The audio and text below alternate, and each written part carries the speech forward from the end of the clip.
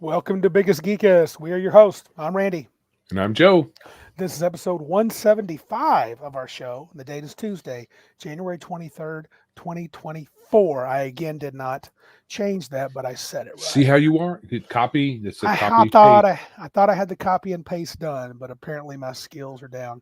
Yep. I wonder how Mac Thompson thinks we did. Did we get close enough to on time? I know we're maybe right. a tad behind. Maybe. There is a countdown that we get on here in the so-called behind the screen green room, whatever you call it.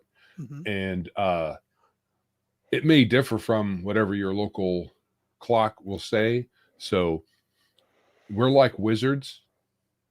We're going to what's the quote from Lord of the Rings? Oh, a wizard is never late. They arrive precisely when they mean to. Right. So yeah, we get a countdown. When that countdown goes to 0, I hit go live. And then we decide. We decide if we're going to be live or just going to be zombies. Like, right. So, and we had a little bump, a little weird thing at the beginning with the countdown. So, for some reason, the video clips section here in my admin area has broken image links. So that might just require a reload of the screen, but I don't see any reason to do that right at the moment. Sure. So, well, man, how was your week this week? Did you get any gaming on? You're working like a demon, so you're looking forward to this weekend, I know. Yes, looking forward to this weekend. The last 2 weeks, I got called in on my day off, and I'm working late hours, which is great for the bank. Fat cash, brother. I understand that, but dang. Like today, I got 2 hours of overtime today. Yeah. Usually Tuesday is light, but for some reason we are, we're down a few people. Don't know why. Yeah. Oh, there's a third topic. That was cool. The Ultra American. What's up, brother? We got quite a crowd. Ultra Americans in. Larry Elliott, Mac Thompson, Darth Theak, our man, the myth, the legend. He's back. Patrick Demo. And this is news for Patrick, too. Yes, the Nerd Cognito guys did review my module, and I really appreciate it. So that's really cool. Yeah, Patrick did the art on that, so I really appreciate their suggestions, and I thought they did a good job. They didn't give too much away. They could have been a little more. They could have told more. I wouldn't have got my feelings hurt. I've been thinking a lot about it. I think I'm ready to write the second one. I'm feeling the itch. I would love to have the second module at Big Geek Con 2. If I can stick with my boy David Gwill, get him on it, I probably can theoretically get it done, but that's a lot to ask in the next few months. It's more about how quickly you get it to him than how quickly he turns it around. Couple of questions here on the module. First, Ultra American says, is the module available for purchase? Yes, you may get a PDF at Big Geek Emporium, and you may get a physical copy from me. So you could send either the geeks a message, is that what it is? The geeks at biggestgeekestpodcast.com. That's our email. And I will send you a copy for $10, physical copy. I got a few of those left. I've sold about 75% of what I printed, so I feel pretty good. And the PDF is cheap. It's like $4.99, I think, on Big Geek Emporium. So yeah, it was went pretty well. David Gwill asked, they reviewed it. What was their general opinion? It was all very Legion. Legion Mist says, I'm disappointed my module wasn't signed and numbered. Well, I can absolutely. He probably wants an 8x5, 8x11 glossy photo of you too. Well, of course. I mean, that's the only. I mean, that's reasonable. I mean, Legion and I we're tight, dude. So I understand it. Mac, we're talking about my adventure that's many months old, maybe almost a year actually. So I've been working on it. Tragedy at Tygon's Falls. It's an OSC adventure for levels 2 to 4. It's probably kind of old news at this point. You can get it for $4.99 at Big Geek Emporium. Ryan David and the Nerd Cognito boys gave a review. They said they liked it. They were very positive. They thought that for some of them, there was too much. Make it out to what? S-Bay. S-Bay. Okay. I don't know what that is. Is that an inside joke or He's something? something, I don't get it. You should. I mean, Yeah. Make it out to S-Bay. thing going on. I know. I don't know what that is. Anyway, so the module, they were pretty positive about it. It's they liked the adventure. I think, even though Kyle kind of backtracked a little bit, I think he was a little bit thought there was too much lore dump at the beginning, but I wrestled with that. And I thought, I'm kind of setting up what the next adventure and the third adventure is going to be. I'm seeing a trilogy in my mind, maybe a little more. Maybe I'll get 4, but it's getting way ahead of myself. Kyle and Bert and Ryan found very little to be disappointed with.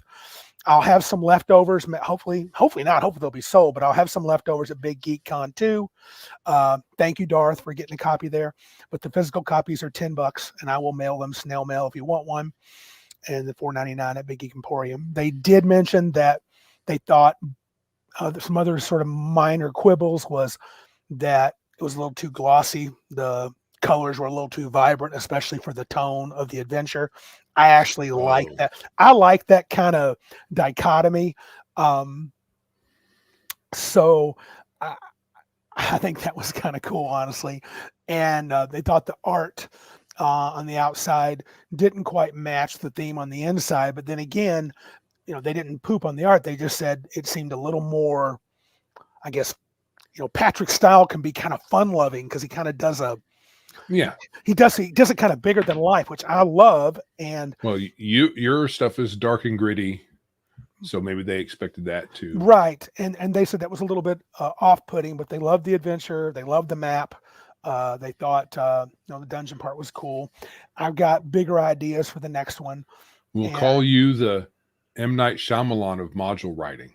That's you do the twist at the beginning. The twist, I twist immediately. Hey, so, this is going to be a fun module. No, we're all going to die with tentacles coming out of our. It kind of has Patrick's art. Patrick should have done White Plume Mountain because his art would have nailed that fun house type of dungeon. But I'm fine with that, and Patrick's going to be my boy going through. So you're going to see more of that.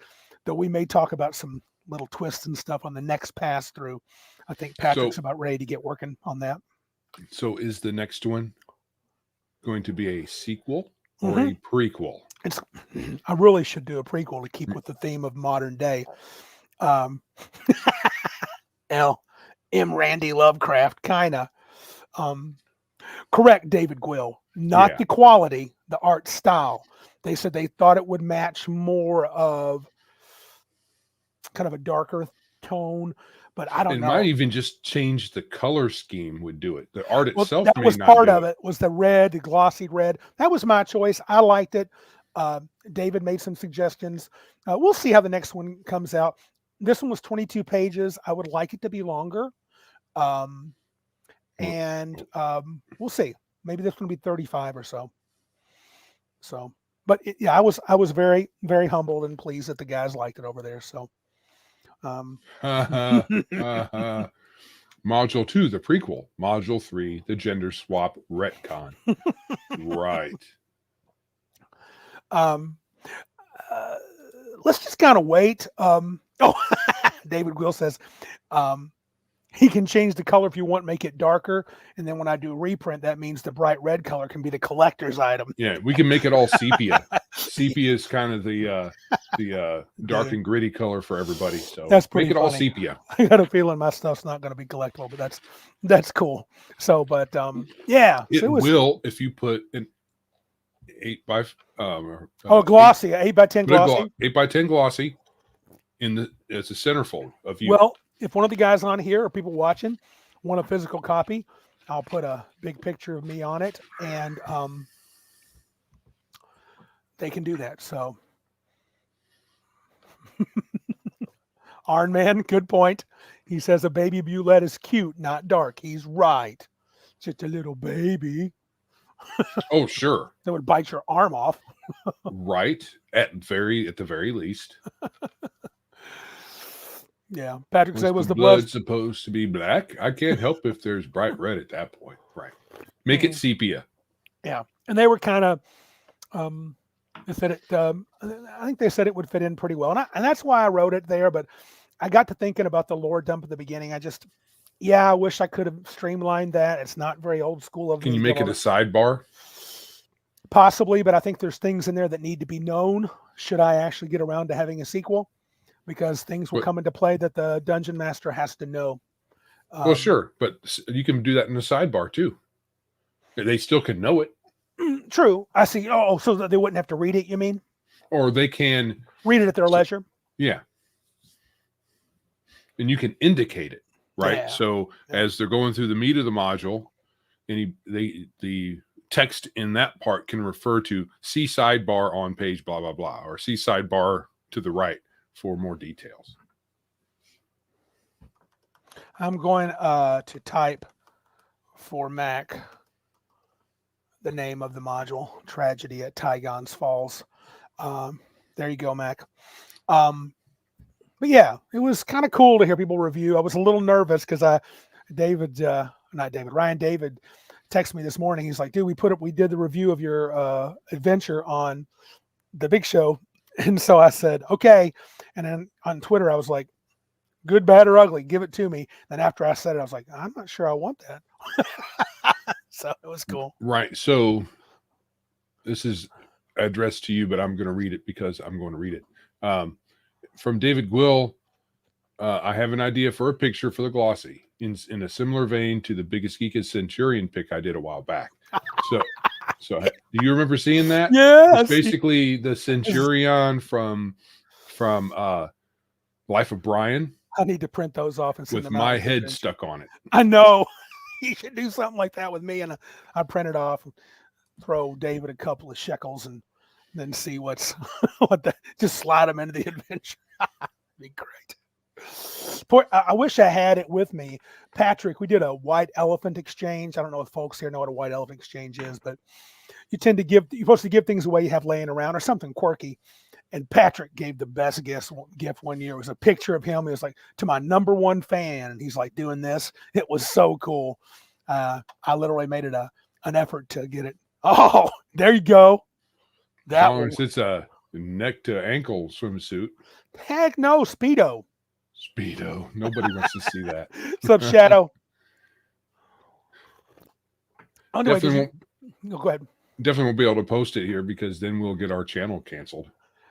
True. Have you did you play any games this week though? No, I've been working too hard. Work. Yeah. Rejoice said that picture's in my game room, so I know I've got it out. It needs to get hung up.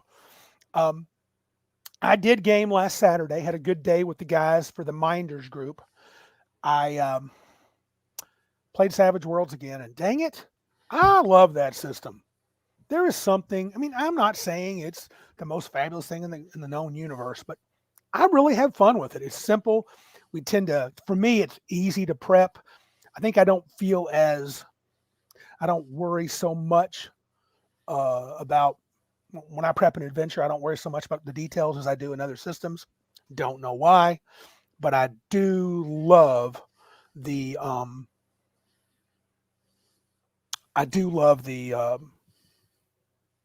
system itself. It's quick and dirty, and we played a cool dystopian future part of our campaign. I won't go into it, but I had a good time. Played about 4 or 5 hours.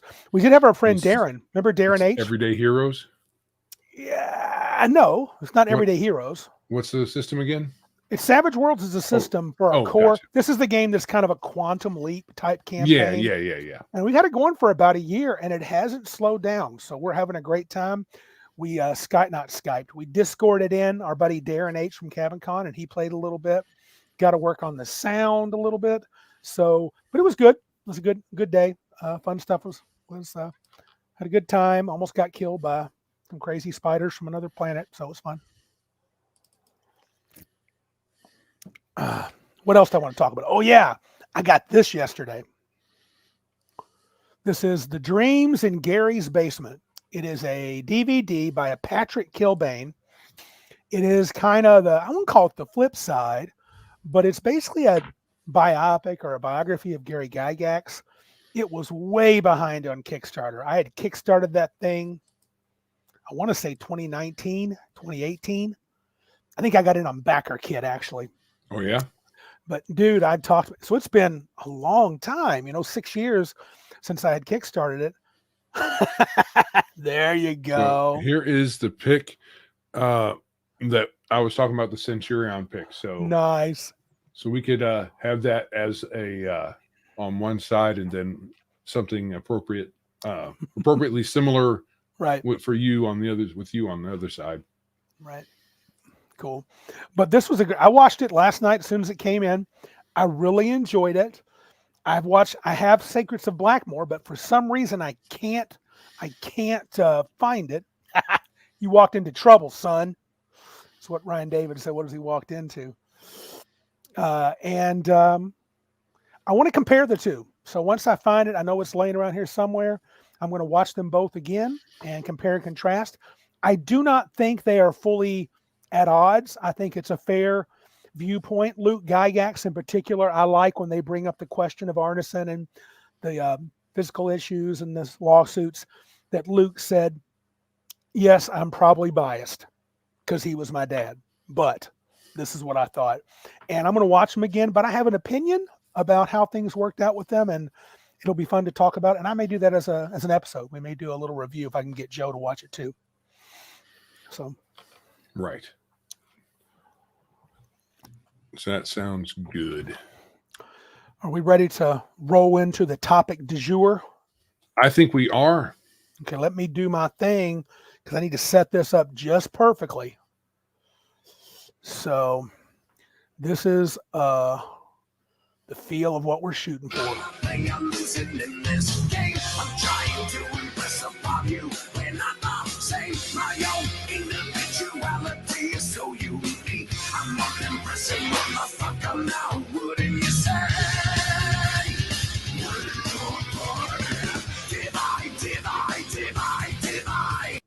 All right, I think that's enough. What do you think, Joe? That's enough. That's enough of that crap. Joe loves Disturbed. It's actually it is one of my favorite. I hope people could hear that. Yeah. This topic, it's not them in particular. Right. I just don't like yelly people. Divide. Oh, I love it. Metal. I'm not so much into what is that? Screamy metal, but I do like a little yelling. It's cool. So this topic was done by Mr. Max Boivin. Yes, that's another good song, Ultra American. He brought up about a few days ago, a week or so.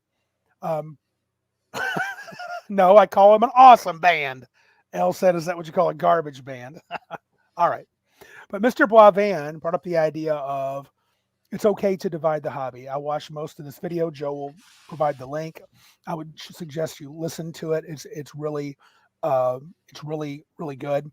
And I got to thinking, Joe, he's right on multiple levels. Why not just accept the natural divisions? And I'm talking about even the BrOSRs, even the sparkly trolls who play baristas, and let it happen. And let's see who wins if it's a competition.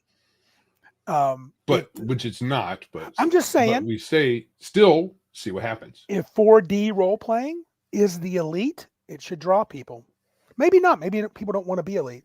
If BrOSR is the real D&D, it should draw people. What was 4D again? I forgot. Okay, so I did some research in this. Watched Legions of Myth take on 4D. It's essentially, you would hate it, Joe. It's essentially full immersion where you don't full immersion D&D where you don't really speak out of character. And right, David Will, it's going to be divided anyway. Yeah. So why not encourage it? And by that I mean let it. And see, some people, I think Mac Thompson is okay to have that opinion. I'm probably not as negative on the 4D.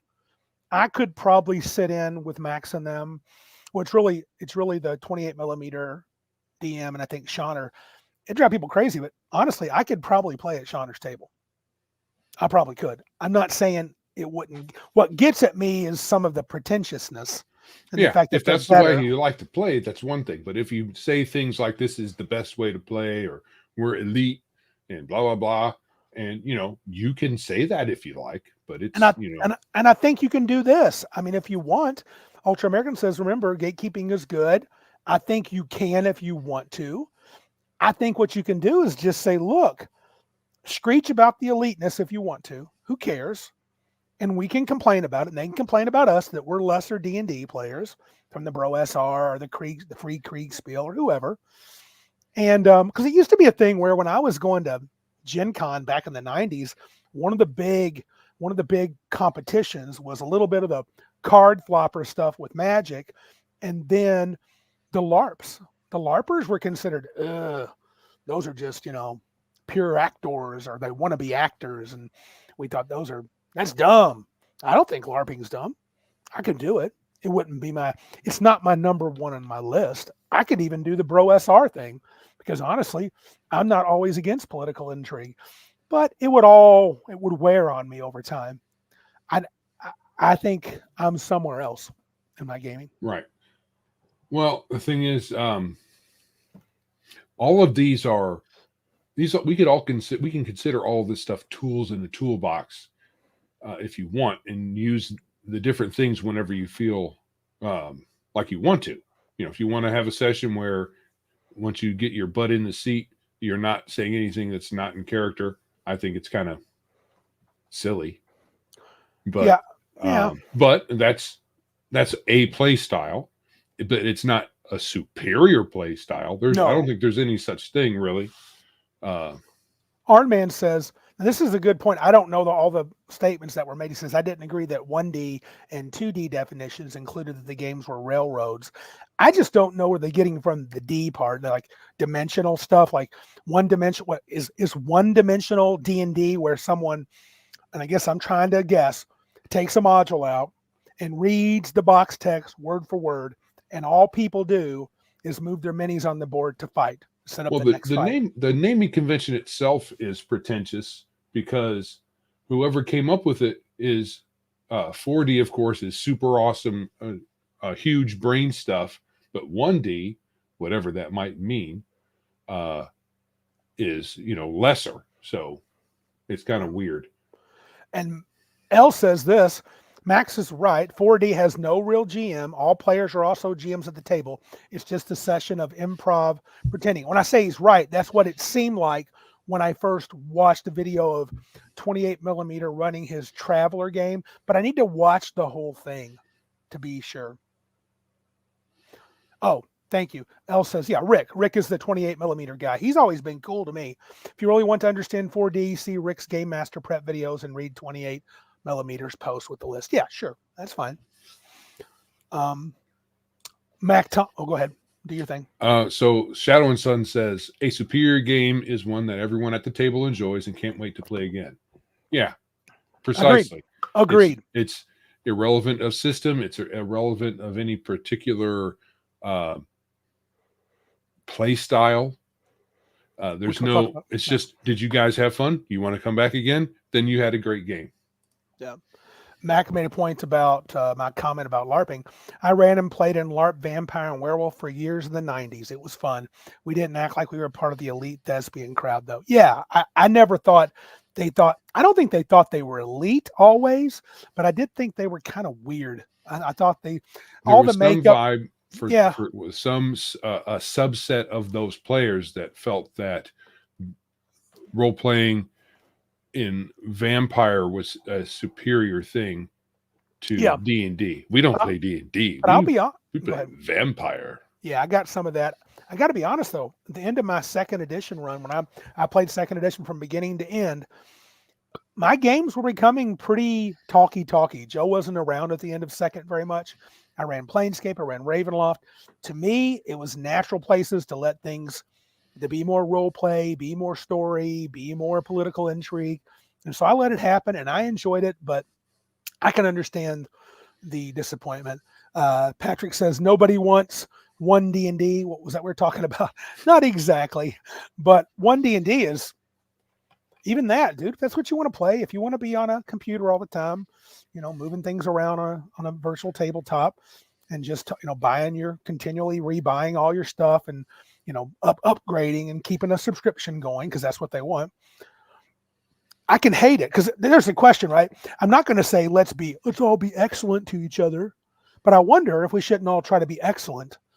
There's nothing wrong with pursuing. Not there's nothing wrong. I think you should pursue excellence even in your hobbies. I think you should, and I mean that. I know, Joe, you shouldn't do anything. Yeah, I think you should. I think it's good. I think it's good for you. Oh, okay. Here. For what 1D means. From Arnman, quote, the 1D game master fully constructs a scenario to entertain his players with little input from the players other than letting them roll dice for his railroaded story. It's a quote. So Arnman, I don't think would call that a railroad. And, just preparing the scenario ahead of time isn't, in my opinion, a railroad. So some people it is. Yeah. I'm going to do what I want to. Mm-hmm. Who are you to make a scenario, Mr. DM? Right.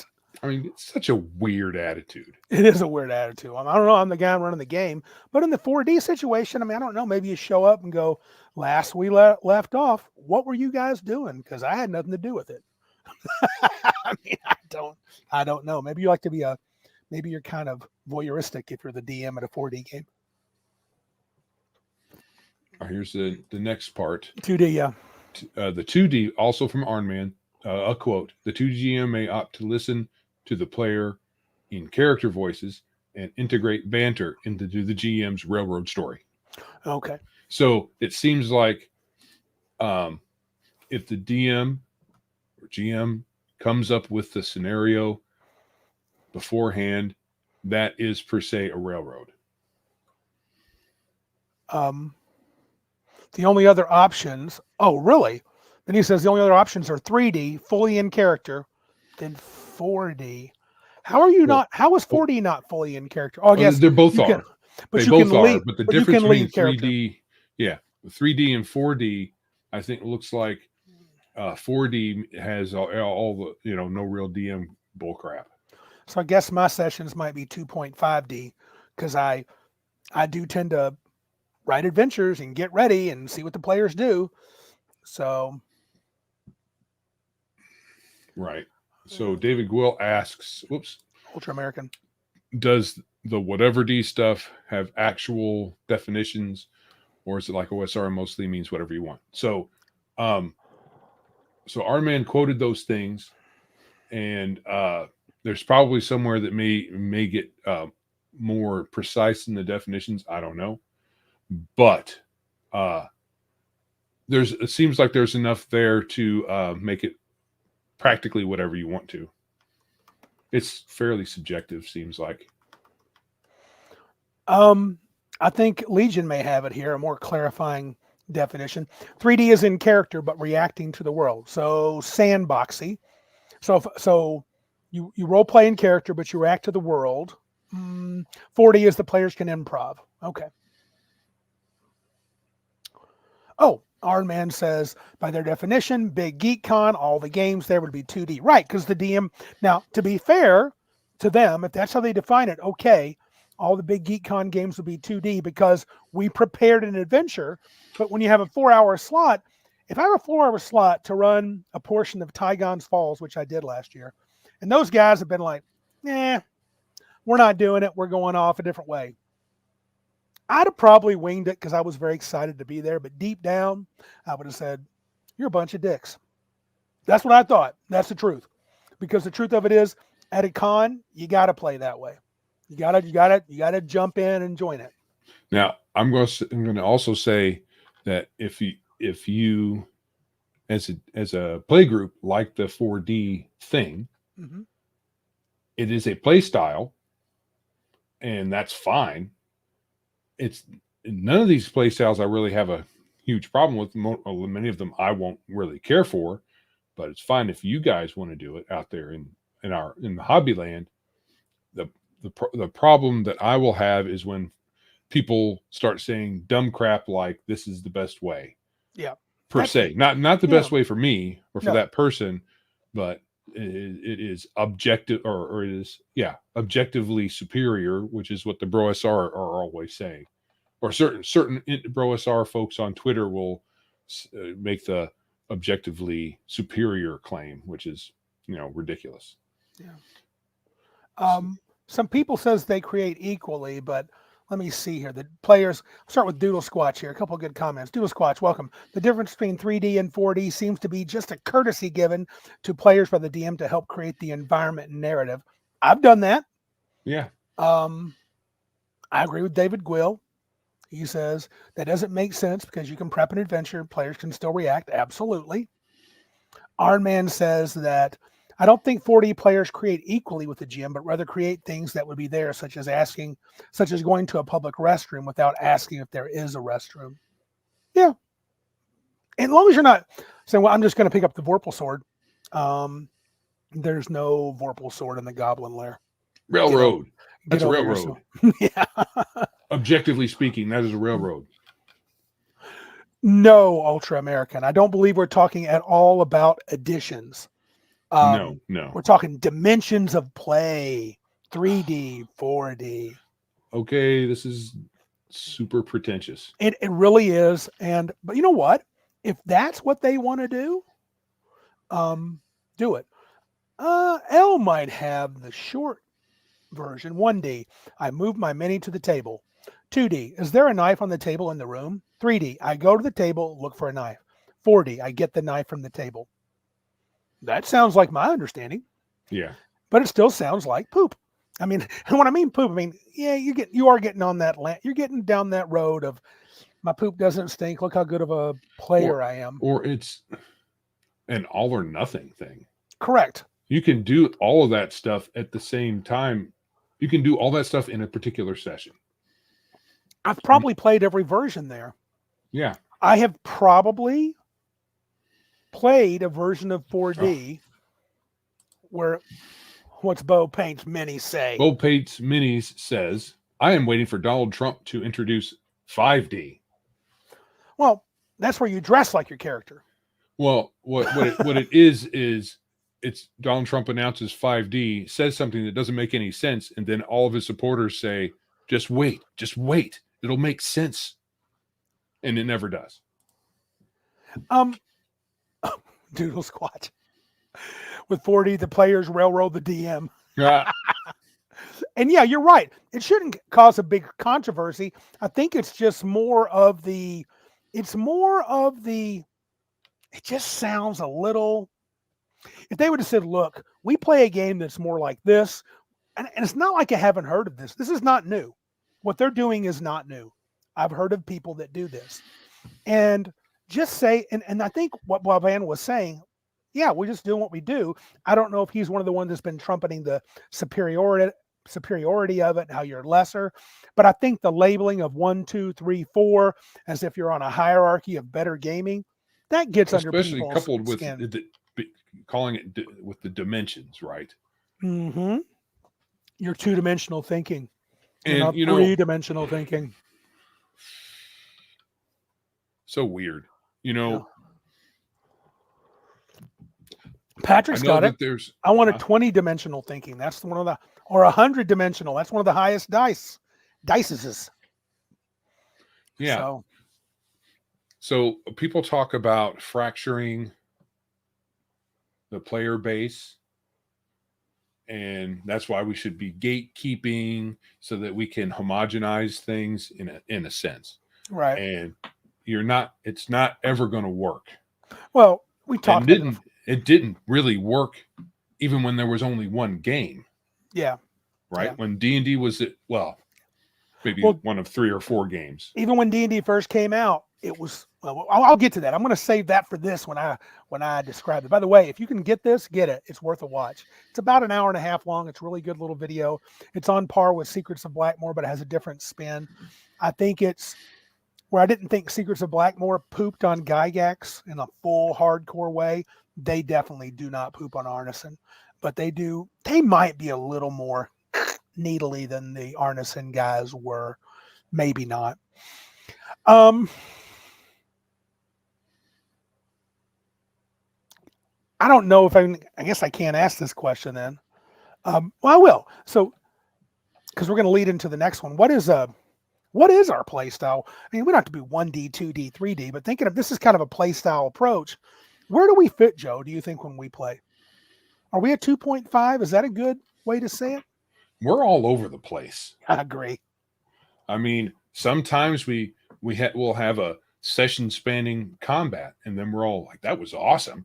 And then we'll have a session where you were just in town doing town stuff because it just happens that way. Not that it was planned, perhaps, but it happens that way. And the GM is Bo Paints Mini says the GM is not just another player. He or she is the absolute god of the universe. He's beyond the god. He controls the god. Right. Oh, interesting. Legion says my GM for Riffs is RPG is dumb. Game is considered 3D according to Rick. Oh, okay. Okay, whatever. That's fine. I feel like we're got a lot of free form in there, a lot of freedom to do stuff. I don't feel even remotely shackled or railroaded in any way, shape, or form. Not that I don't think 3D is railroady. I think it's not railroady. I think I'm completely fine.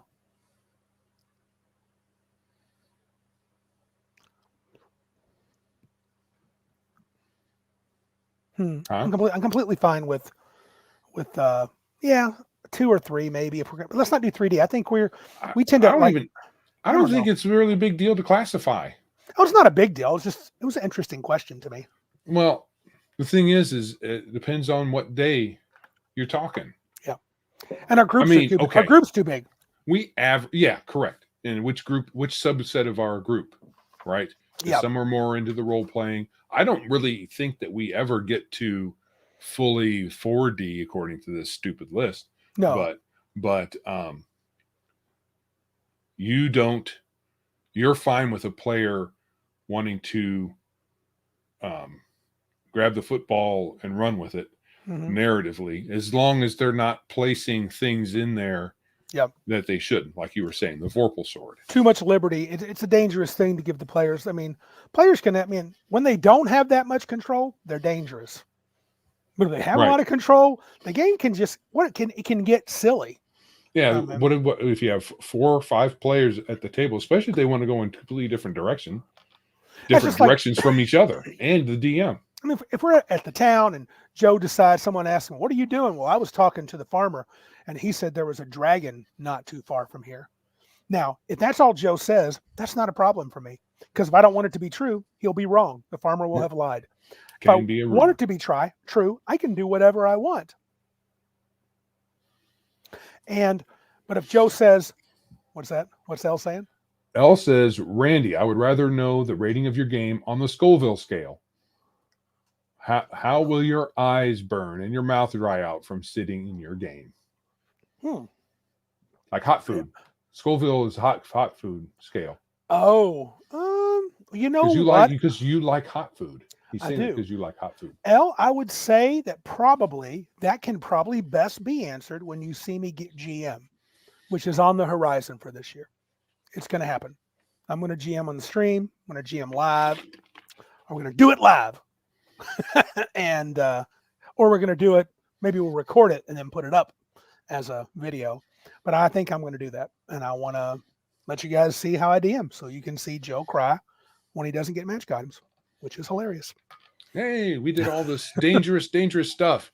And Randy will say something silly like, I'm not going to give you magic items for free. You guys got 50 gold each. What you crying about? Bill O'Randy. That's a good question. I don't know. In the end, we probably shouldn't worry about it. Oh, what's Patrick saying to me? Patrick has a point to make here. If you measured Randy's games in Scovilles, Joe could never participate. True. Well, do Doritos rate on the Scoville scale? Doritos probably barely do. But I can go a couple of steps higher than that. Okay. Not many. Yeah. And or a spell book. Doesn't have to be a magic item. No spell books. No spell books. They literally don't exist. Except for my NPC wizards, who, as soon as they're killed, they disappear. They disappear. And Flady's giving you a hint here. He says, just hire the hobgoblins. Everything will work out fine. It sure did at Big Geek Con, didn't it? You suckers. I had you. They literally skipped the TPK room. Oh, well. According to Ryan David, Doritos Flamas are mid-level wicked hot.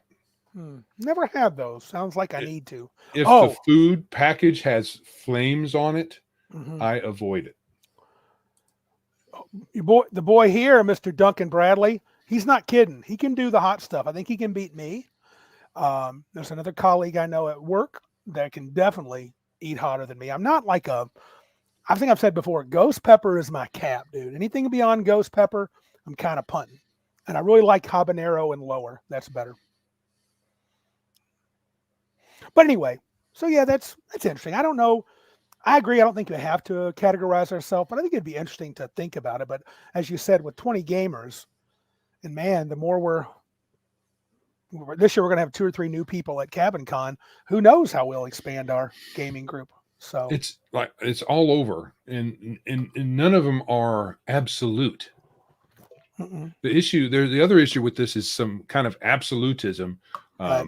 As if the 1D GM doesn't ever or can't or whatever other word you want to put in there have some sort of narrative bone that they throw to the PCs or the players, right? So you make up the scenario on your own and don't ask for input. Oh no. But at the table you can ask for all kinds of input, because that's the interplay that the player and the GM always have. And when the players decide to follow up on a particular clue, or the quest giver says, hey, there's gold in them thar hills, when the players go there or follow a different clue or a different breadcrumb that the DM lays out, they are contributing to the narrative just by playing the game. So acting like the players have to invent a thing out of thin air for the narrative to be served is weird.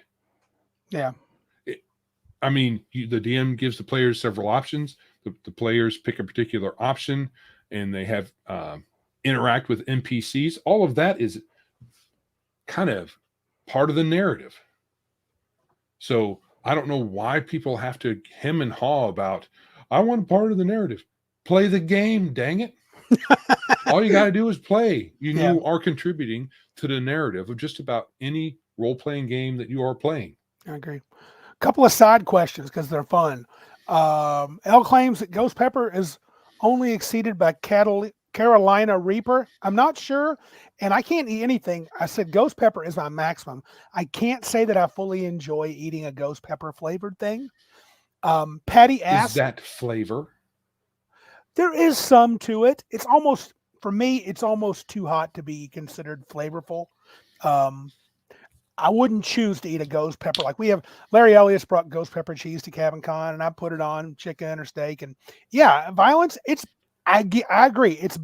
It's tasty as a super hot thing can be. I like a step down, but I can do it. I can say, well, that's still pretty good, but it's hot and you might sweat. Mac Thompson says the flavor is molten iron and acid. Yeah. That doesn't sound like flavor. That sounds like torture. If I get a chance, Patty said he would share my book, PDF book of the link. It's at Big Geek Emporium, buddy. It's Tygon's Falls. I'll put that in here if I can. I tried to share a link to Mac Thompson. He asked about a physical book. You have to send an email. Send an email to the geeks at biggestgeekespodcast.com. I tried to write that in the YouTube thing. It wouldn't put it in there. I don't know. No, why. you can't. You cannot enter. You can't put links in the YouTube comment box. You can do it here in our thing. We can, as like the geeks at biggestgeekes. Yeah. So yeah. Podcast.com. Yeah, do that. Do that, Mac. I got you, brother. I can hook you up.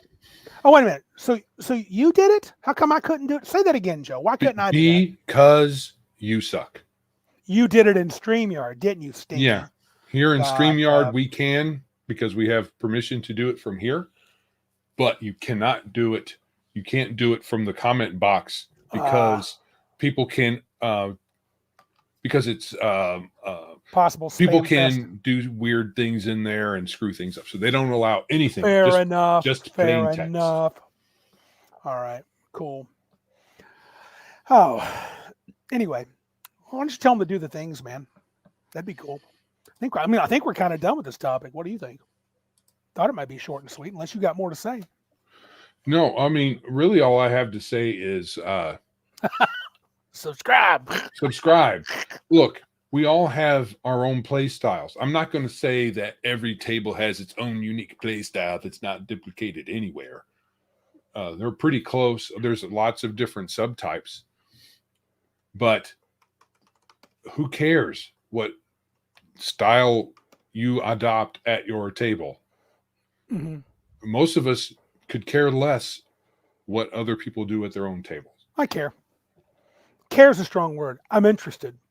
I'm intrigued by what other people do. I find it fun to, maybe we're not leaving the topic. I think it's fun to kind of look at the people. You're like, I don't agree with how the BrOSR is so weird about it.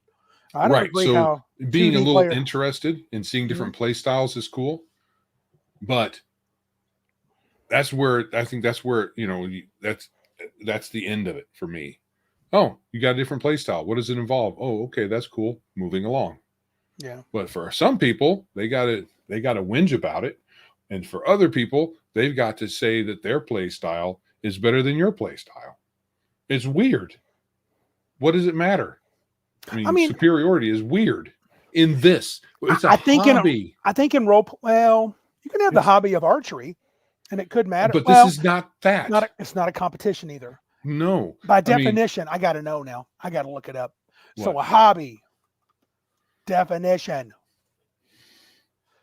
a small European falcon. No, a strong hobby. Wait a minute, that's crap. Definition of a hobby. Come on. A pursuit outside one's regular occupation, engaged especially for relaxation. So if we're doing this as a hobby, I guess it shouldn't be competitive. Not from table to table. When you're at the table, there's a competitive attitude at the table, as far as engaging in the scenario and wanting to defeat the monster. So you're strategizing and stuff like that. Mm-hmm. But we're not. Our playing at our table isn't in competition with somebody else's game at another table. Even if it is better. Right. I mean, even if we could, there was a probably way if we could measure that with much confidence, say, we're better. But we could just say that in general. We don't have to qualify that with D&D. We can just say we're better because we are. Well, but we think that. Yeah, but it's just weird. What does it matter? Play your game, have fun, share your play style. People may find it interesting. And that's probably about as far as we should really go. We can make fun of people who want to, call journaling role playing, mm-hmm. or horse girl. Iron Man says the outlier play styles lend themselves to cheerleading. I really don't listen, to be honest. Some good questions here. I've started several. Dice Tales, welcome, buddy. Let's see here. Mark Thompson asked some good questions here. Mac Thompson, Mark's brother, Mac. How about this? With these divisions happening, how much do you think is attributed to age gap? How much is familiarity with technology? How much of it is indoctrination from the woke? I think I want to do an adventure by going to Starbucks in Sigil is wokeitude. It's weirdness. It's a little bit of age stuff too. It's just a weird way to role play. It's also possibly video game related. There are video games that you do in board games where you do weird crap. Like everyday crap. Ryan David, for example, said there's a video game out called Kelp. We're talking about the plant that's in the sea and the waters. And so, man, that's the theme. And I'm just kind of like, I don't get what you're even doing. Well, there's a video game where you that's a board game. You lead fish around and they eat things. Yeah. So I think age gap is probably a thing, but usually age gap is just a function of getting those youngsters at your table so they can see different options. Indoctrination, maybe. If your play style involves some sort of enforced representation and making having an overlay of current day political structures and politics and struggles in your game, those things are more from the woke side of things. Most of us on the other side, we are in it for escapism. So we don't want real world issues except as an undercurrent to our games. We just want to go and beat the monsters up and take their stuff on a high level.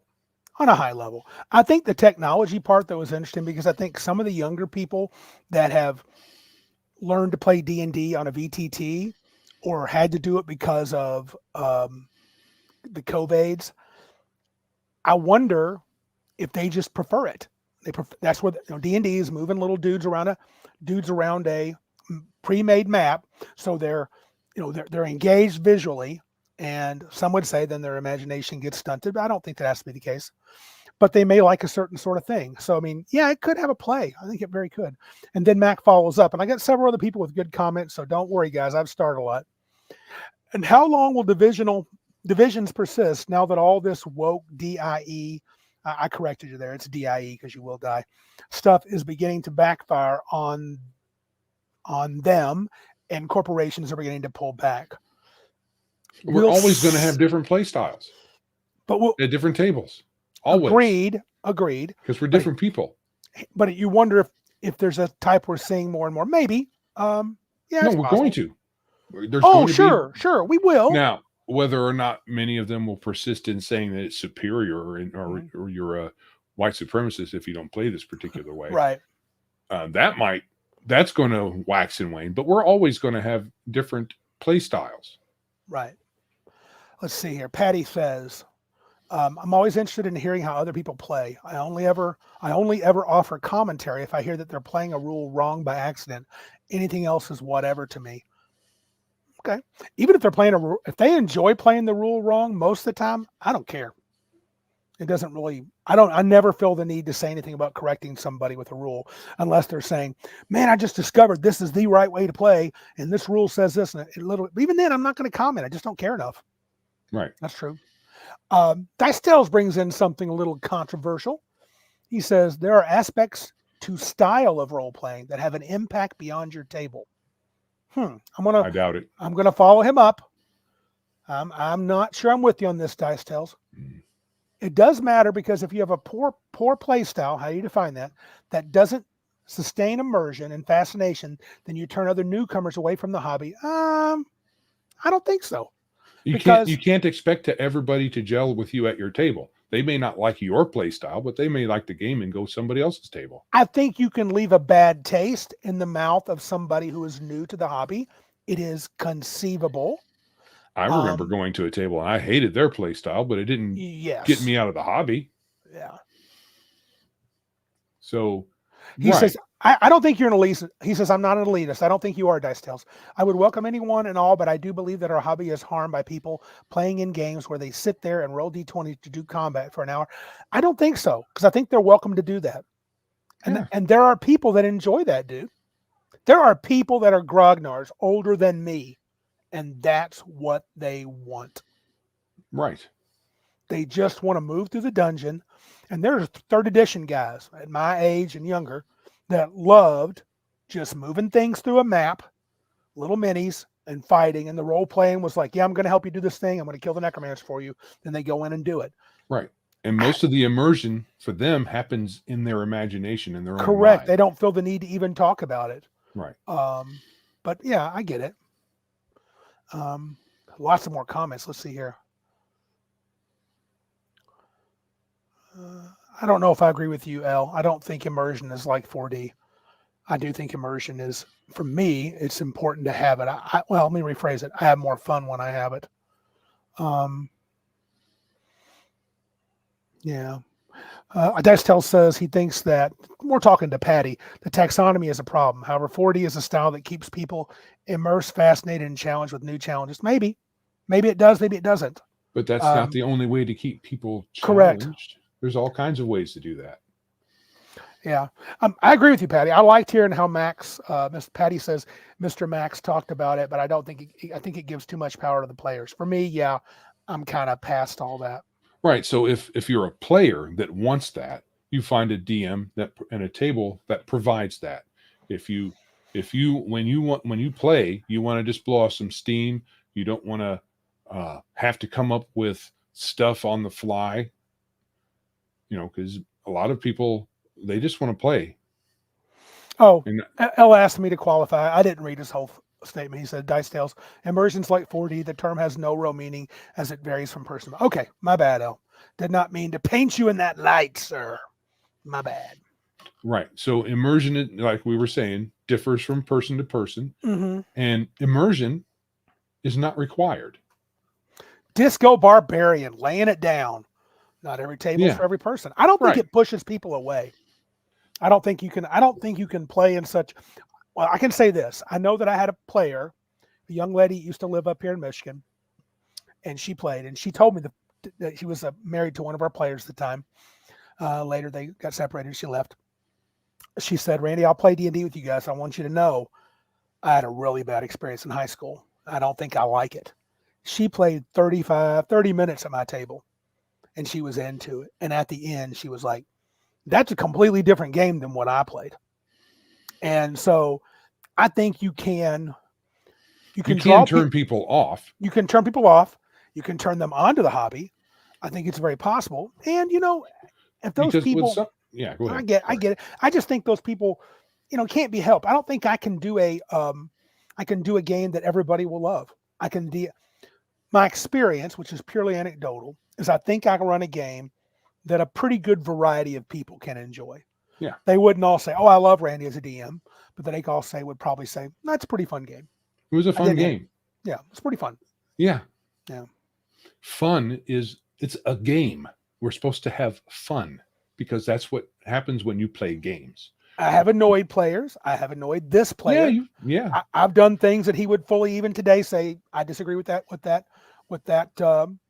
ruling, and that's fine. Yeah. But I think that doesn't mean the game sucked. It just means that time was kind of poop in their mind. And probably not one issue.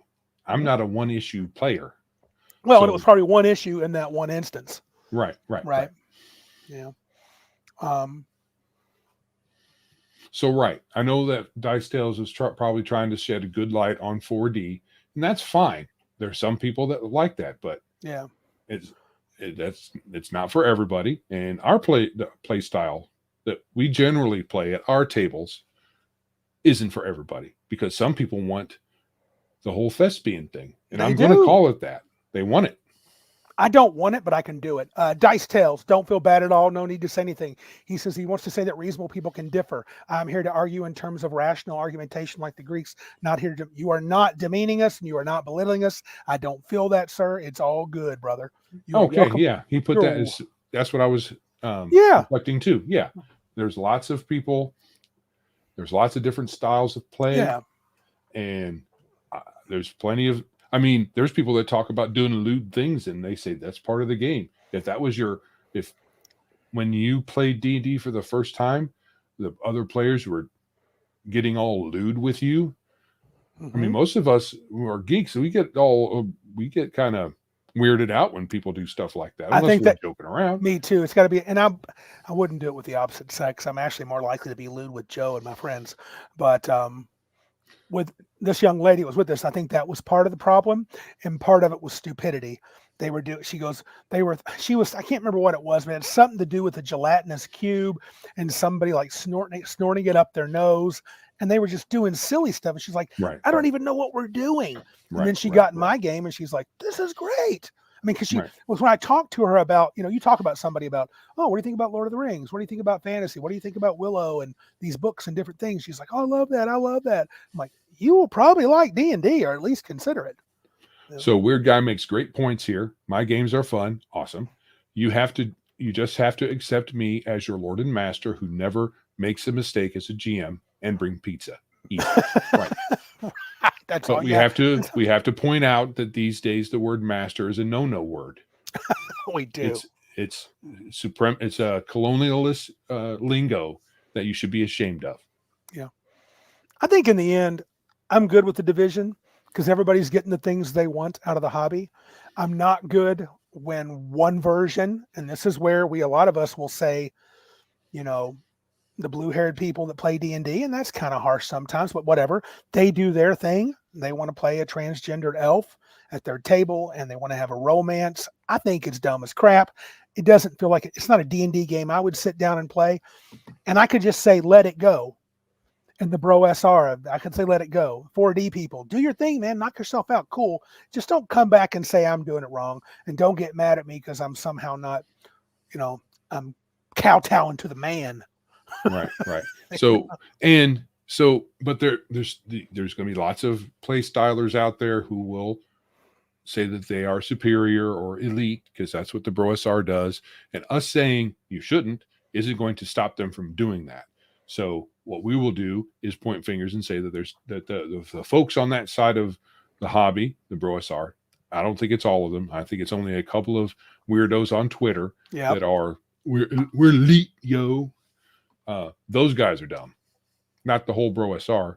I mean, to me, I think it's just reading about it makes me yawn, not the boring yawn, just exhausted yawn. Yeah. And as a DM, I wouldn't want to fill out that form. Here's a form for you. Yeah. Patty says, division doesn't bother me.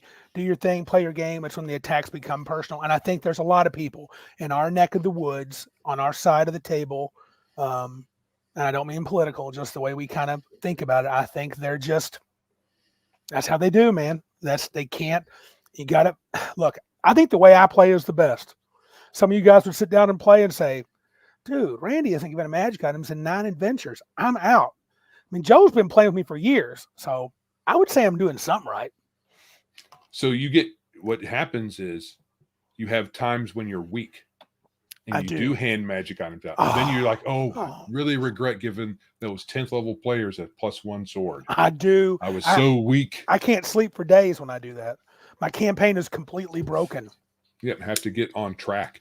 Right. So I think it's a good thing that there are lots of different play styles, because then we can talk about it and compare notes. Right, and that's it. Legion says, this is a great comment. Watch the Palladium fantasy game that Bear, the Gen X GM, ran on Saturday for us. It was the best, or else get the F out.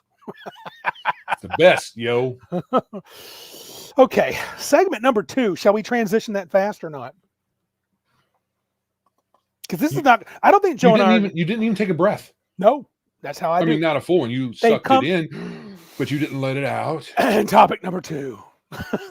We told him to do the things. No, but we didn't really. All I did was put the thing up. Subscribe, people. Subscribe. Do the thing. Subscribe, like, share, comment, follow, depending on what platform you find our content on, whether it's audio or video. Yeah. Yeah. Oh, Cal won't let it go, but I love it. Divided, but each piece regenerated. So all the tables divided, and then they regenerated. All right, the second topic, I'm thinking Joe and I are not going to agree on this. I was on Twitter/X. Hold on. Patty says, I remember when Joe told me he didn't like dice pools. Then my immediate reaction was, damn, time to burn some bridges. You don't like dice pools, you mother. I don't remember saying that. Maybe he's making that up for the joke. Maybe he's probably, but there is smart. I don't like custom dice. For role-playing games. I don't like that. No. But I like Legend of the Five Rings roll and keep dice pool. I like that. Yeah. I'm not a custom dice guy. I like the Star Wars new Genesis system. Yeah, that's not my thing. But I don't like the DCC stupid odd-sided dice. Right. Anyway, there was this will be connected to playstyle a teensy bit. There was a guy, Biddy Jen, I'm calling him out because he was really cool on Facebook. Some guy had asked, he was like, I got this new clone, I've compiled Holmes, AD&D, and would you guys be interested in looking at it? And people were like, yeah, lay it down. And I was like, don't give us all of it, just give us the overview. And then this guy, Biddy Jen, and I really liked his response. He said, respectfully, I'll pass. As mentioned earlier, there are more than enough rule sets, variants, clones, combo, rewrites, etc. I would add there's more than enough games. But good luck with yours. What the community really needs, are competent writers of modules and campaigns who don't take themselves too seriously and don't try to reinvent the wheel. That's a lot of that's subjective. I agree. What's a stupid? Because you didn't read the whole thing. Oh, they don't try to reinvent the wheel with stupid gimmicks. With stupid gimmicks. I didn't finish that off. Sorry. That would be nice for them to list a few examples of stupid gimmicks. Mm-hmm. What do they mean really by taking themselves too seriously? If you are writing a product for sale, you should take yourself seriously enough to get the product out for public consumption, and it should be shouldn't look like crap. So you have to take yourself seriously to some degree. But what do they mean by too seriously? Okay. Perhaps what they mean is that Randy could wear a beanie cap and have, a little goatee right here and call himself an artiste because, you are a professional published game person, right? That's funny. So that would be taking yourself too seriously, but I'm not sure what else. Okay. I want to clarify before me and David come to blows here. David Gwill says, quote, there are more than enough games. And then he says, disagree. And I knew he would. But let me clarify. So the reason I like this is because for old man Randy, I'm going to say this. I don't want to offend people. I would say you have enough games. Correct. If no one ever made another RPG, I'm completely good. Right. Having said that, doesn't mean I won't buy them. Doesn't mean I'm not interested in Dungeons and Delvers version 2, David. This doesn't mean that I wouldn't listen to another clone and be intrigued by it. No. Click the wrong one. Oh. Weird Guy says we only need one more game, the one I make. And then we can stop. I'm talking about making a game, but and I'm not saying I won't, but I think new settings, new adventures, and honestly, I was kind of inspired by Ryan David's Greenhaven. I am falling in love again with systemless supplements. This is just me. I think I get frustrated when someone makes an RPG and then you never, ever, ever get any adventures for it. It takes forever. And sometimes they'll put a short one in the book or a version of play. I get that gamers are like, I want the new shiny. There are gamers that like reading, like our buddy Patrick loves to read RPGs just to get ideas for what he might want to play. And he likes to pull mechanics out of different games, and that's fine. But for me, I think I am more fascinated by the idea as a creator. If I make a setting or a small, tiny portion of a setting like Greenhaven, a city, I can take that genericized setting and run it with any rules that I want. But to be fair, I'm not saying with 100% everybody should think this way. But if I had a choice tomorrow, they said, look, you can have a glut of RPGs. So as of the end of 2024, there will be 300 new role-playing games. Or by the end of 2024, there will be 300 settings, adventures, campaigns, mini settings, and many of them system neutral that will be put out and you can access. Randy would take the latter without even thinking about it. Right.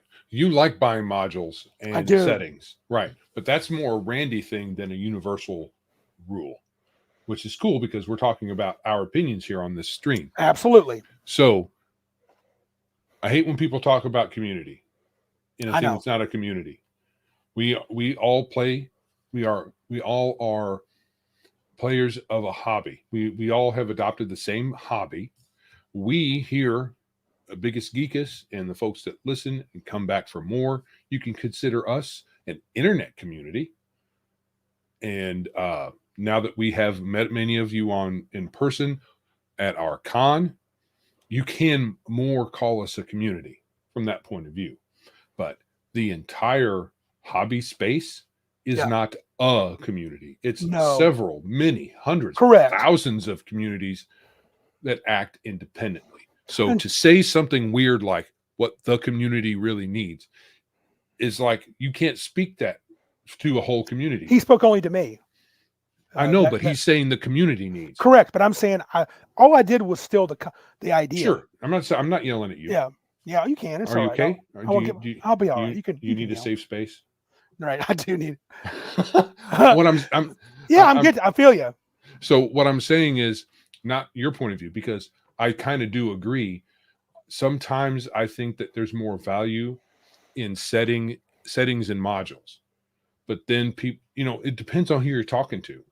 When you hear people rave about, hey, I like having going into a game store or looking online and seeing lots of options for games, and I want to buy all of them. There's a lot of people like that. And then they don't want modules. They want to make their own adventures. Mm-hmm. They don't want settings. They want to make their own. But then you talk to other people and they're like, I already have all the rules I'll ever need. I'd rather have a ready-made setting. A lot of people want modules because they don't have time to make their own. So there's room enough in the hobby for all of these things. I would like to see more of settings and adventures, though. I feel like the games are more prevalent, and maybe it's just a gut feeling, but I'd have to count them. I think the games are more prevalent. The new games are more prevalent than new adventures for the games. No, you could use Pathfinder. They do their adventure pass. They poop out a whole bunch of adventures.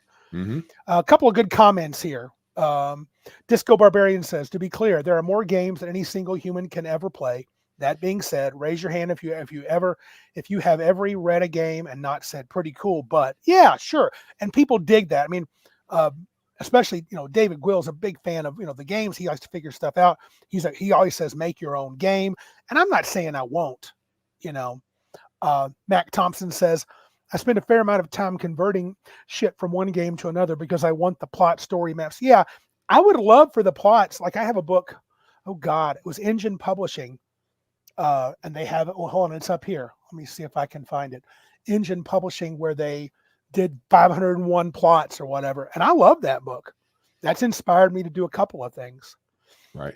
And looks like Shadow and Sun, he says, you will love, talking to me, Randy, you will love system agnostic settings from Shadow Sun Studios. Right on, brother. I'll be looking for them if they're not already there.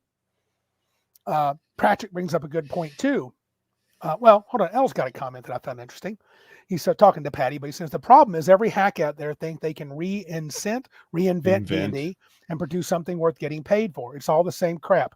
Fine if you make it for yourself, but you know what, Elle? I don't know if I agree with you fully, because if you make it, put it out there. If someone likes it, great. I don't care. If you only sell 5 copies, you only sell 5 copies. I mean, I only made, what did I make? 20 or 30 copies. I've still got 8, 10 left. I mean, yeah, I never expected to make a bundle or nothing on the physical copy. This intrigues me a lot. Patrick's comment. Demo says, I wonder if people don't focus on adventures because many turn their noses up at published adventures. There is a segment of people, especially in the D&D land. Well, according to a lot of them, it's a railroad. Yeah. And I'm just like, okay. And maybe that's, and I know at one time I was at the Gen Con when I heard a lot of the third party people during the switch. It was the Gen Con before they went, maybe it was the Gen Con they went to 3.5. And they were talking about how that was when the first thing I heard about it, modules only sell to one person at a table. Correct. That's the dungeon master. So I get the business side of it. I do. But the thing is, if you make a bunch of adventures and a lot of DMs buy multiple of your adventures, you can still turn it into something that's at least a side hustle. Yeah. If you just make one, maybe not. No, I need to make another one. Maybe I can become a side hustle. on a dream. Max says, I think modules will make a huge comeback. Too many very inexperienced GMs out there. Now, I think he is true. I think 5e brought a lot of new blood into the hobby, and they probably do need some help. Arn Man's singing my song. He goes, I always thought too many YouTube channels talk rules and rules and rules. We have not enough setting and adventure talk. Yeah, I agree. Yeah, because this is, I think, the reason there's a more controversy and difference of opinion to be had when we're talking about rules. So Thaco, what is Thaco? What's easier, adding or subtracting? Should we add this or that or the other thing? And then you're going to have 50 people with 50 different takes on combat and all that. But setting, I don't think it has the same. I think you can have interesting conversations, but there's not as much rage-inducing talk in settings. For it's settings, less spicy. Yeah, we missed it because I was talking that Dice Tales had to boogie for dinner. We're glad he showed up. He's always got a good perspective, interesting perspective. Yeah. Patty says, I'm definitely one of those, Joe. I love different rules, but I usually like my own settings. Chayalt has been the only setting I've ever enjoyed romping around as a DM, though the Iron Kingdoms are pretty sweet too. Yeah. Weird guy. Join the OSR. You can make tens of dollars. That's funny. Oh. L. Mine, yeah. My adventure is an adventure. Yes, it's not a game system. Correct. It is not. Right. But it has the same. Okay, so if you have a DM centric product, whether it's a DM guide or a DM advice thing or a module or a setting, those are usually one person at the table getting them. But if you have a book that has rules in it, especially little bits of rules like for third edition feats or races or magic items or spells and stuff like that, then everybody at the table can benefit from buying it. Yeah. And then adventures are the same. Adventures are the DM buy. Yeah. Max says, wait, what new topic do we change? So the topic is that I'm claiming, it's from a Facebook post that I was involved in. I thought settings and I wanted more settings and adventures, less systems. That's just Randy's comment. Right. I think I would probably purchase more again. I'm really cut down my buying quite a bit. Not that I don't buy stuff. I am still a bit of a whale in more than one way. But I am, for the hobby, I'm likely to get out there and buy crap. Joe knows that. But yeah, it was kind of a comment that I thought. I'm basically saying settings and adventures are more important than systems. They are for me. And I would love to see more system agnostic. Mac also adds, when did this start? That means people not liking modules. Modules used to be all the rage. We love seeing the latest ones. Yeah, I remember that. I couldn't wait for certain adventures to come out, and I would see it in Dragon Magazine like, man, I can't wait till that gets published. But it's not a monolithic thing. No. So even the idea that we don't want no modules around here, we're going to make our own, that's not monolithic either. There's been maybe some trends that get talked about online, but there are people who like modules because it saves them time. They don't have to do as much prep except to read. Right. And then some people they open it up at the table, take off the cling wrap, and they say, here we go. or they'll jump in and go, oh, that's a cool premise. I like the map. That's what I'm using. And they'll take off. Right. That's true. Modules, and then a lot of us have fond memories of playing it through particular classic modules. So it's all this is really subjective.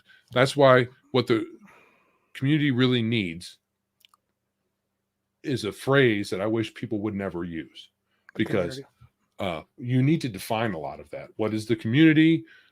Define what the need is. The community is all people who play role-playing games. How about that?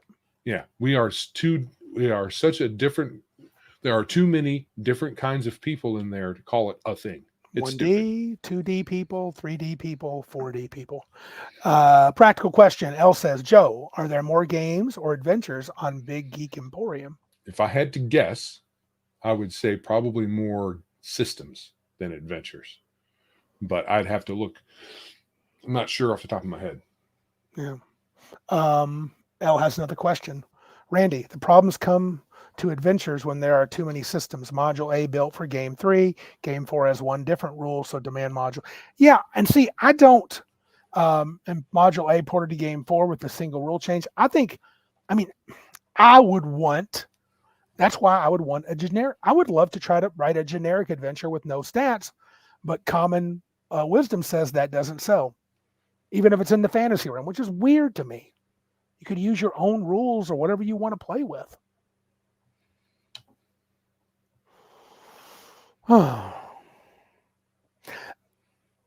I would say experienced GMs would find more value from that, but maybe inexperienced would too. I don't know. Yeah, it's a taste thing, which is subjective. Yeah, it is. It really is. Because you do have people that are like, poop on modules. There's no way that I would ever do that. So I can say I could see having more that I could see that there is more utility from a system neutral adventure or setting, because then you can use it no matter what system, provided that if it's a fantasy setting, you're using a system that lends itself to fantasy or builds itself, or it's a universal. So there's probably more utility out of those things overall. But a lot of people buy based on system. Yes, so they if do. You call your adventure a system neutral, then they're going to say, well, I got to do extra work with this thing, so they won't buy it. Yeah, they want it packaged and canned, not in a bad way. They just want it. Larry Elliott tries to answer your question, I think, and maybe a lot of things. He says the overall hobby is like a state, a hobby of role-playing games. The various games and the different styles of play are the cities, which are like communities. Or maybe the games are cities, and maybe the styles of plays are communities. Yeah, it's too diverse. Find the community you like, maybe more than one. To call it a thing. Yeah, maybe. I don't know. Yeah. I mean, how can you call a hobby the hobby space that have people who will play Horse Girl and people who will play old school D&D and say that their needs are the same? Right, their needs aren't the same, but they're both in the hobby of playing RPGs, maybe. I don't know. Yeah, Horse Girl's a stretch. I'm not even sure I'd put that into RPGs. Well, some would. I'm just saying. Maybe, yeah. It's too high level of maybe grouping to RPGs have much meaning to it. I would say you could argue RPG is too nebulous. Correct, because there's lots of different kinds. David Grill asked me a question, says the main issue is if the monsters in the system neutral adventure are too strong, too weak, whatever. Same for any magic items and treasure. Could require a lot of conversion. It could, but you could say goblins and leave it at that. And if someone wants to, how hard is it to replace one monster with another? I guess I'm not put off by that. I can change things out, but I understand how someone could think that. If someone wants something they can pick up off the shelf and use right away, then your system neutral one is probably not for you, because you will have to do some kind of work. Yeah. To me, it's adding numbers. Now, if I make a generic adventure and say the sword allows you to teleport, and you're like, this is for 4th level characters, I'm not letting them teleport all over the place with a stupid sword, which might be a reaction of mine. You can make it Dimension Door in your game. That's work. You can make it not that much work. I would argue people don't want any of them. Oh, geez. Okay. Well, that's the way some people are. They just want to run the module. I guess so. Yeah. Right. I get it. It's not for everybody. I guess just for me. I'm just kind of the guy. Right. So that's why I'm saying a lot of this is so subjective. So, and I'm with you. It's not much work. Just like adding whole numbers on your character sheet, and when you're playing, isn't anything to worry about. But some people are like, it's math, and I'm like, oh wow, why? What's the deal with that? But some people are like that, and you can't just poo-poo on everybody like that, because then Yeah. I mean, you can, but You can, but it's not the wise thing to do. David No. Will does make a good point from my comment. He says, come on, Randy, your game won't even have magic items or adventure. Yes, correct. yeah. So that's not what you're going to have to worry about. But when you say goblin, Yeah, I mean, some people make goblins out to be super tough. yeah. David's making he's making good objectives. He says mud swords should be easy because it makes you just omit the magic items from the treasure and the spell books. So why have spells? What? In the end, why have spells in mud sword?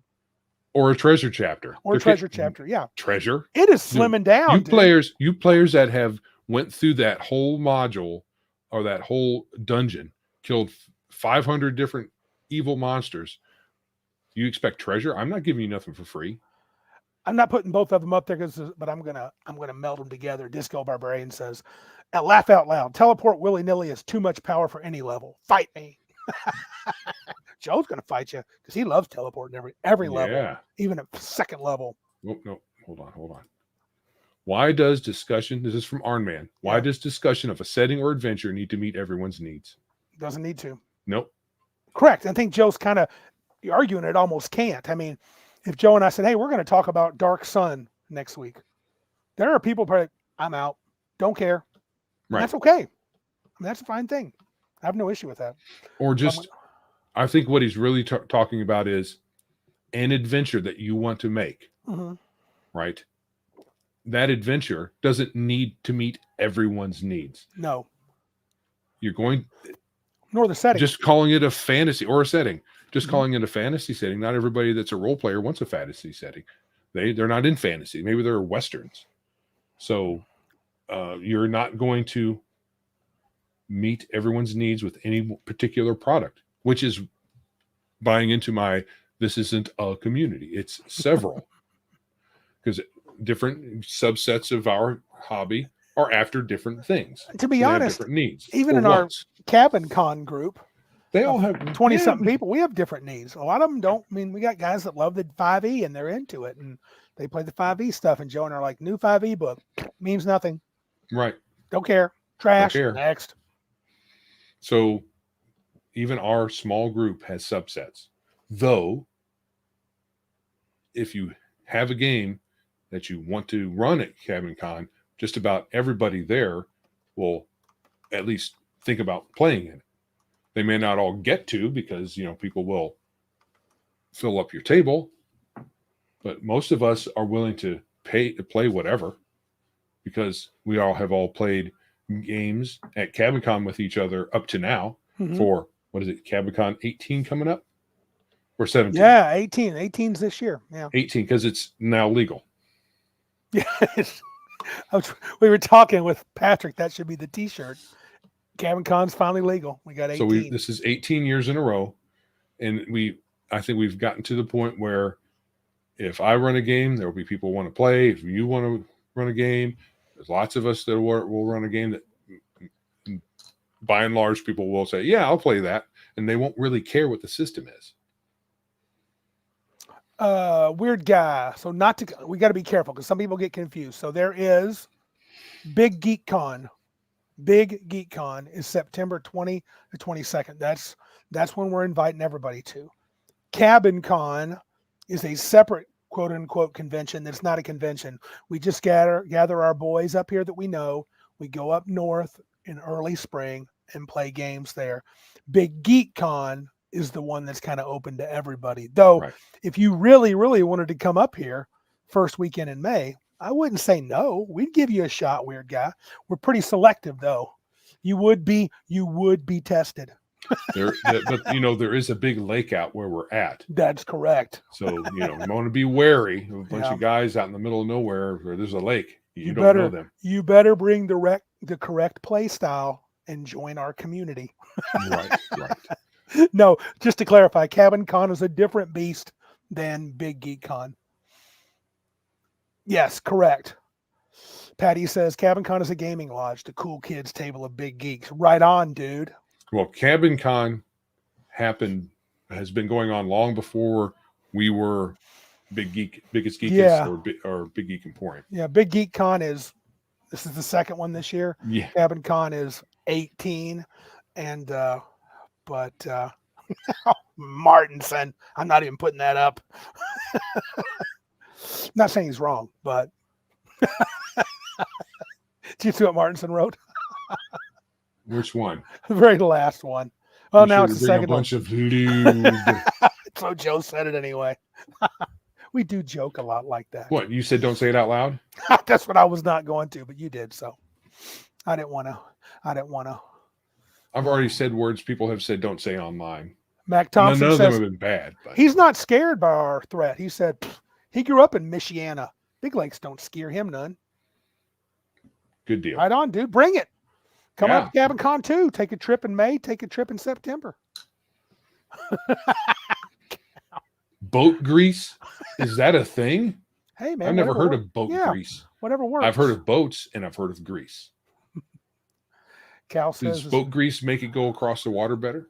Cal says, am I being threatened with a good time? Martinson says, yes, sir. He didn't mean to make it sound scary. It's all done in love. So, yeah, I played a little Dark Sun, but all right. So yeah, that's interesting. It is Randy's perspective. So I'm just settings, system neutral, adventures over new systems. And again, doesn't. Oh, okay. boat grease. Okay, maybe it was a typo, but he's calling boat grease lubing your trailer bearings. We've done that up there. Should be bearing grease. We've lubed. Lubing the bearings. Can we segue that into something lewd? Of course you can. Well, Patty says something about hitching grease. So Patty says, hitching grease, 1 weekend at the cabin, a lifetime at looking at that 1D20 in a very different way. Just sits at your table, you're like, oh my God. Right. What happens at Cabin Con stays at Cabin Con until we get back, and then we talk until it goes on Facebook. Until it goes on Facebook, yeah. Oh, yeah. What happens at Big Geek Cons happens everywhere. So, maybe. No, I ain't saying that. Not promising nothing. We'll see what happens. So, anyway, I think that's all I wanted to say about settings. That basically, I'm right. You should want settings and adventures over your systems. I'm going to say different people have different wants. I don't like that, but I'll agree with you. I don't like the fact that people don't all want the stuff that I want. It may be that the industry, the production side of our hobby, goes through cycles where a lot of material has been released out into the wild, and there's been enough. There's only so much money in the system, and so that money has been captured, and then there's a period where it lulls, and then it goes up and down. And I don't know. I'm not even interested in knowing what those are. Okay. But I'm sure that there is something to that. So, and then you'll have more or less content to purchase. And then people will probably, their discussions, I wonder if there's some correlation between the discussions, online discussions, and in chat rooms and whatnot, that more or less mirror that kind of up and down thing. Maybe. Because a lot of people buy the stuff, then they talk about it, and then there's a lull in buying, so less people are going to be talking about I buy way too, probably like a lot of other people, I buy way too much stuff and never get it to the table. And that annoys me, and that's probably part of it. I mean, if I don't play Dungeons and Delvers, well, I got to run it at Big Geek Con. I already said I would, so that's one that's happening. If I don't play Dungeons and Delvers and Castles and Crusades this year, I'm going to whoop Joe's ass. I just wanted to say that. That was funny. I'm just sitting here innocently. No, I need streaming to do live. I know. Had a 10-hour day. I've said 2 or 3 cuss words. Freezing cold and rain. I've said 2 or 3 cuss words. I've been trying to tone that back. I'm failing miserably. Lord forgive me. I got to get better. Hold on.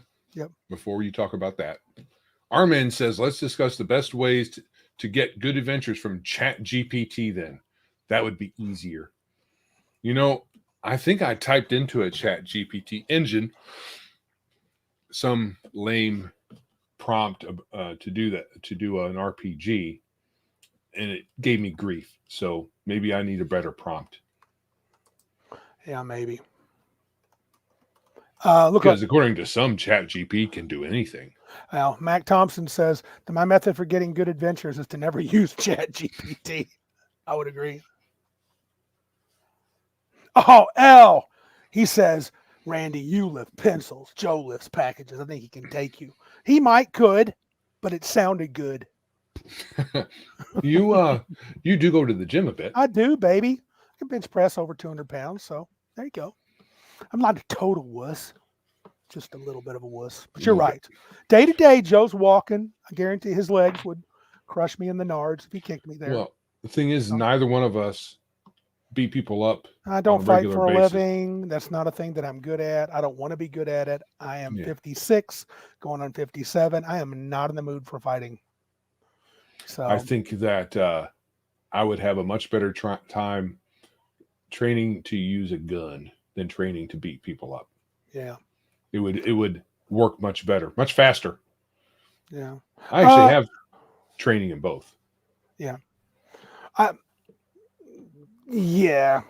I guess if I had my druthers, we would have less new games out every year, more modules, adventures, settings, but I don't want no new games. I guess I'd like to see a bunch of good games and, filtered through what I think is good, but oh well. Right. So Patty's Parlor says, oof, I don't mind when people use Midjourney to make art. But if I find out someone can't even write their own adventures, just get the F out. Now, when I was first reading this, I thought he said, I don't mind when people use Midjourney to make out. And I'm like, well, how do you do that? Well, I'm sure he doesn't care if that happens either. But Probably if they can't not, write their own as stuff. long as he doesn't have to see it. Now, tell me this. If ChatGPT could write a good adventure, would you still be mad? I mean, if someone used it to write it and it was really cool. Yeah. I think the idea is... Here we go. Max got us. My dad's old buddy had a t-shirt that read, I'm too old to fight and too fat to run. That's why I carry a gun. It is a great equalizer. Oh, speaking of, did somebody say t-shirt? So my birthday is tomorrow. It is. Yeah. Happy birthday, brother. I'll be 57. I'm almost retirement age. And my he wife is so much older than me, this guy is. 3 months. And man. And my wife got me a pre-birthday present. It's this t-shirt that I'm wearing. Yeah, a potato? What is it? That is the doggy. It's a doggy. Nice. And she got it because it kind of resembles our new dog, Elizabeth. Right. Should have a little bit longer beak, though. A little longer schnoz. A little bit. And, it's a perspective thing. And, I'm sitting here. You would never know this is a print t-shirt by looking at me right now. It's situated kind of weird in a weird spot on it's a little low, isn't it? Yeah. Oh, looks like Mac would have been a sophomore when we were seniors. The sophomore, Mac Thompson. Sophomore. Outside linebacker. I know that word has to have some sort of meaning, but I wonder, it doesn't mean year 2, I'm sure. I liked when our guy would call out the years of the people on the team. Sophomore, number 53. That was great. Sophomore. Thank you, everybody. Thank you, everybody, for saying happy birthday. That's cool. I wasn't saying that to do that. If I were DMing, I wanted to share the t-shirt. If I were DMing, if I were running Horde Wars this Friday when you and I play, I'm hinting to DM Blackwall, I would give you a magic item. Remember I used to do that in old school? You'd have your birthday magic item. I did do that. Remember that? Yes. on a player. And then we never played those characters ever again. We need to retire them and start over. Yeah. We used to do that. So my birthday, just to let Elle know, the shirt print is so low when Joe tucks it in, nobody will see the print when the pant waist is in his armpits. Yeah. Luckily, I saved myself from that look by not tucking in my shirt. Oh, I think Patrick's bringing us in some Latin. Sophos, wise fool. Ooh, the wise fool. Okay. I guess those Greek folks just, were more clever than they needed to be. A wise fool. Hey, sucker, you got any news from Big Geek Land?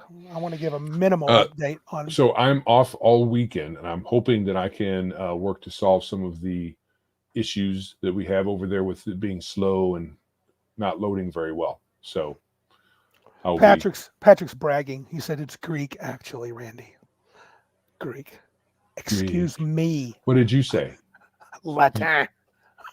Latin. How could you think that was Latin? Because I don't know Latin, and therefore, I'm just going to call Latin. Everything's Latin from here on out. Everything that's not English is Latin. That's my rule of thumb. Well, you speak Latin. You speak Latin very well for someone from Germany. Don't be sorry, Patrick. Do it. Spread that intelligence all over the place. It's okay. We'll mop it up. Yeah. So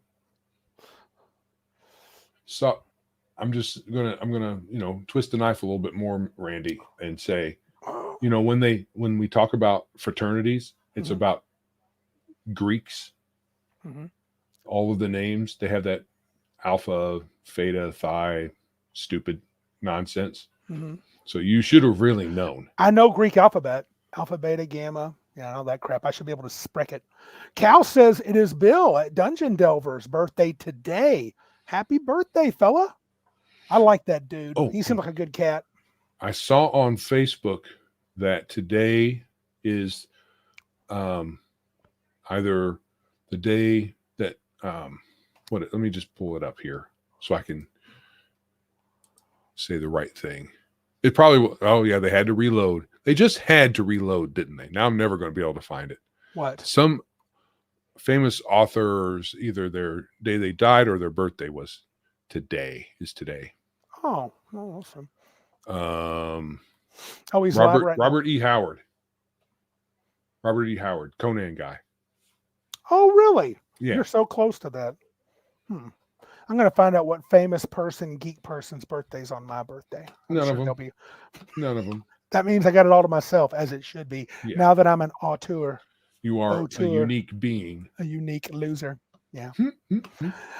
All right. So as far as Big Geek Con 2, this is the big daddy convention of them all, or a small, tiny one in Michigan. It's going to become the convention. It's going to be the convention of 70 people one day. You know why? You know why it's going to become the convention? Why? The gaming convention, the RPG gaming convention. Yeah, what's that? Because that's what we're going to do. That's all we're going to do. We're not going to have all this other bull crap that these other conventions, well, especially the biggest one, all these other, we're not going to care about. I mean, if you want to dress up and cosplay or whatever, that's your big deal. That's your deal. We're not going to. We'll completely ignore you. Yeah, we will do that. We won't. We'll say. Oh, you're cosplaying? Who's that person over That's there? A very cool purple creature of some sort that I don't recognize, because they all do anime now and I don't know any of them, so it doesn't matter. Right. So if you want to cosplay, that's cool, but it's not going to be, we're not going to institute it. What we're going to do is have tables for you to play your games at. And we will play, yes, in Saginaw. We will have games that we can all play. And it's going to be about playing role-playing games. It's not going to really be about anything else. Correct. That's the name of the game. All we do is eat, sleep, and play role-playing games. That's all that it does. It eats. That's Jaws. Anyway, Friday, September 20th through Sunday, 22nd. We're thinking Friday and Saturday may now be an 8 a.m. to an 11 day, and Sunday may be an 8 till early day, 4 o'clock, 2 o'clock. Who knows? Because people want to get out of there. We'll figure out Sunday. Right. Anybody that wants to come, Joe, have you got the place? I got a couple of folks from VentureCons that need to know some information. Are you going to get the tabletop event set up? It's going to be $30. Saginaw, Michigan, 4 Points by Sheraton's. We will post on. Can we still use the website? It'll give you the address and where you got to call to get your hotel reservation. Yeah, I actually have it pretty much set up. We just have to have the times set so that I can. So actually, I don't know how much we are set. Friday 8 to 11, Saturday 8 to 11, Sunday, let's just say 8 to 4. Okay. How about that? I'll set those times up. What we'll will come in time, hopefully within a month, is where you can, well, we'll have to have people submit games. So I don't know if I'm going to submit it for have an open submission there on tabletop events, Mhm. or we're just going to have them send them to us in a different way, and then I post them there. I haven't decided. I think we're going to do that second thing. I have a format that you might want to use if they send it to you, so that people should give it the information that needs to be given. This year, we're going to have a room for just a purely kids game. Not that kids can't play in other games, but we're going to have a kids room. I really hope. Later, Patty. Take care, bro. Max said, Thompson said he definitely wants to be in a chainmail bikini. Actually, he says, you don't want me in a chainmail bikini, like ever. You assume a lot, Mac. We might. It would be funny. And by we, he means he. Mac and I both can come in. We can be the chainmail bikini twinsies. Right. So did you show this one? Command Post Gaming says chainmail bikini required or at least encouraged. Not really, but I have to admit, under my younger days of dark evilness thoughts, I would have said yes. I do remember sometimes fondly, unfortunately, Gen Con and the chainmail bikini babes. 50 Shades of Randy L. Killing me, dude. Mac also asks, please never move it to Flint or Motor City. No danger. Yeah, I think as long as it can be held here in Saginaw, or here is Bay City. Bay City, Saginaw, Midland, one of those areas will do it. As long as we have a place that will accommodate the crowd, in Saginaw, the same place right now, I don't see any reason why we don't stay there until it's just too big for it. Yeah, and we hope. And part of us hopes it never gets Detroit and Flint. No, I think that even in Saginaw, there's bigger places we can use. Yeah. I mean, they have a convention center. Cal shouts out, come by tomorrow for Diversity and Dragons latest. Looks like it's going to be a fun one. I think Cal is one of his moderators. Is that right, Cal? That's a good channel anyway. I would definitely encourage people to. Yeah, I like that fellow over there. To listen to him. He's pretty reasonable, dude. I think his dudes would fit in well. We'd have a good time. We should have him on the show. What do you think of that, Joe? Sure. We should have Double D on the show, and I'd love to talk with him about his gaming history and kind of, because he started out and his show just blew up. Cal's the mod. So, hey, Cal, I tell you what, I'll just, Cal, why don't you send him a little feeler if he'd be interested in being on a tiny little show like Big as Geekas. Yeah, Double D. He's a good cat. He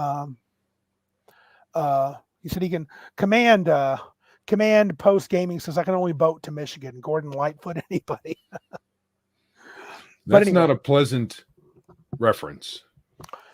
Stopping in to say hi. Hello, Hungar. Hey, Hungar. Thank you, Cal. Hopefully you are at home in your own bed and not in the hospital bed. Yes, sir. Hopefully you are healthy. We are all wanting you to be healthy.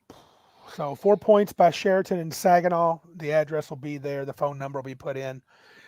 Looking at $114 per night for the room, which sounds expensive, and it is, but it's not the end of the world. The Sheraton's a pretty nice little place.